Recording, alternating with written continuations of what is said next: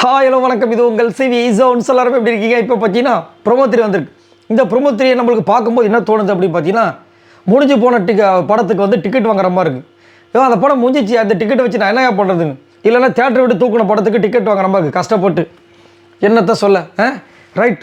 இப்போ இந்த ப்ரோமோ 3 பார்க்கும்போது நம்மளுக்கு என்ன கஷ்டமாக இருக்குதுன்னா, திவ்யாவுக்கு வந்துட்டு அந்த விஜய பார்வதி பேரை கேட்டாவே பொங்குவாங்க, பொங்குன்னு பொங்குறாங்க. அஜோ, ஏமா உனக்கு அந்த அளவுக்கு என்ன தான் உங்களுக்கு அவங்க என்ன பாவம் பண்ணாங்க? கேப்டன் அப்படி ஓப்பன் பண்ணிட்டாங்கன்னா போதும், அங்கே போயிடுவாங்க.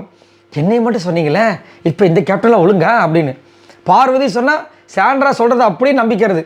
சாண்ட்ரா இருக்காங்க பாருங்கள், சாண்ட்ரா அப்பா பயங்கரமானவங்க. 2 பேரும் சேர்ந்துட்டாங்களா ஊர் போட்டுருவாங்க. ரைட். இப்போ என்ன திவ்யா சொல்கிறாங்கன்னா, பார்வதி பற்றி நான் அறிவேன், உங்களை பற்றி நாங்கள் அறிவோம். சரி, இப்போ என்ன சொல்கிறேன்னா, பார்வதியால் வந்துட்டு நேற்று கமருதல் கேம் போச்சு சொன்னல, அதனால இவ இப்போ அந்த வேலையை பண்ணுறாளாம். அதே மாதிரி இவங்க வந்து பேட் டச்சுன்னு போர்ட்ரே பண்ணுறது வந்துட்டு அவனை வெளியே அனுப்பணும்னு அவங்க பிளான் போட்டிருக்காங்க. யாரை? கமருதனை. யார் பண்ணது? விஜய பார்வதி.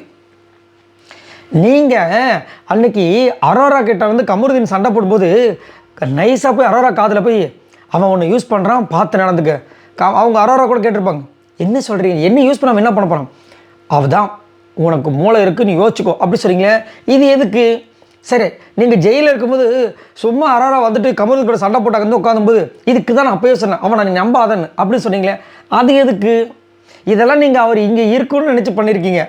இவங்க சொல்லாத விஷயத்தை நீங்கள் கேட்டவனே இந்த பேட் டச் அதையும் கமருதீன் தான் சொன்னார். அது வந்து இவரை வெளியே அனுப்புறதுக்கு பார்வதி பண்ணுது. வா வாரே வா அப்படின்ற மாதிரி இருக்குது.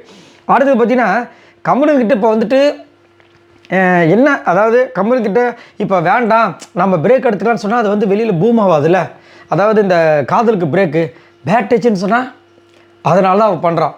சரி, உனக்கு பேட் டச்சு தெரிஞ்சதில்ல, அப்பயே சப்புன்னு அறைய வந்தேனே, நல்ல வாய்க்கு இப்படி வச்சுக்கிறாங்க, நல்ல வாய்க்கிலே பேசுகிறல்ல, அதை பண்ண வேண்டியதானே, என்ன இது அப்படின்னு சொல்லிட்டு பொங்குறாங்க அவங்க. அதுக்கப்புறமா நீ ஒருத்தங்களை வெளியே தூக்கி போட நீ ஒரு கேம் ஆடுறியா, இதெல்லாம் நியாயமா அப்படின்னு சொல்லிட்டு அவங்க உணர்ச்சப்பட்டு பொங்குறாங்க. இந்த பொங்குறதெல்லாம் முடிஞ்சு கீழே நான் பார்த்தேன் அந்த ப்ரொமோ இப்போ வரும்போது நான் கீழே கமெண்ட்ஸ் படிப்பேன். ஏமா திவ்யா ஆரம்பிச்சு வச்சது கமருது, என்னம்மா பேசிகிட்டு இருக்கீங்க?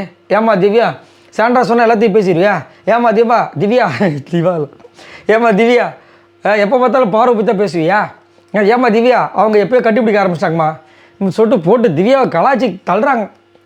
சே, தேவையில்லாமல் சாண்ட்ரா பேச்சு கேட்டு இப்படி வந்து மொக்க வாங்கிட்டேன்ற மாதிரி இருக்குது. என்னத்தை சொல்ல, ஒன்றும் சொல்கிறதுக்கு இல்லை. அதாவது கேட்டவனு ஒரு முடிவு ப்ரீ ஜட்ஜ்மெண்ட் பண்ணக்கூடாது, என்னன்றதை யோசிக்கணும். அதே மாதிரி தான் கனியும் நேற்று வந்துட்டு ஒருத்தங்க நல்ல பொண்ணு தாங்க அந்த விஜய் பார்வதி சொல்லிட்டு இப்போ நாமினேஷனை போட்டு விஜய் பார்வதி போட்டு வந்திருக்காங்க. எது எப்படியோ சூப்பராக நாமினேஷனும் பயங்கரமாக இருக்குது. கமருதீன் தவிர்த்து எல்லோரும் உள்ளே வந்திருக்காங்க. ஸோ செம்ம சம்பவம் இருக்குது இந்த வாரம். ஃப்ரீ ஸ்டார்ஸ்க்கு வேறு இந்த வாரம், அதாவது இன்றைக்கி ஃப்ரீ ஸ்டார்ஸ்கில் யாராவது வருவாங்களான்னு கேட்குறீங்க. இது வரைக்கும் அஃபிஷியல் அப்டேட் வரல.